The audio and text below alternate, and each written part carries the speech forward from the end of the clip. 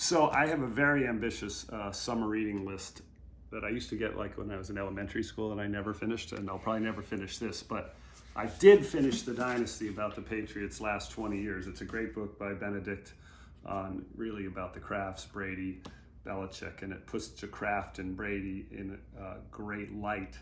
Good read, even if you're not a Patriots fan, but I know if you're not a Patriots fan, you're never going to read that.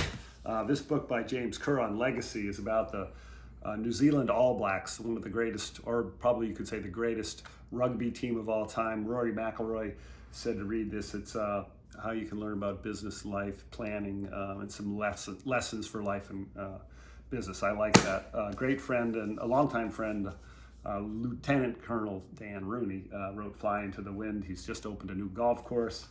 Everything he does is motivational. I like motivational books. I have a great friend from college, Tom Jones. He was in my wedding. I was in his wedding.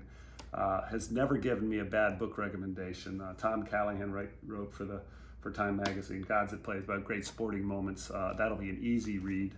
I just started 2034.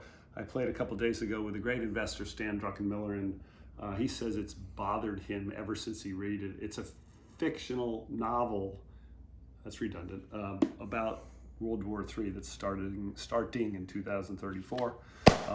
Walter Isaacson wrote Stephen Jobs' biography.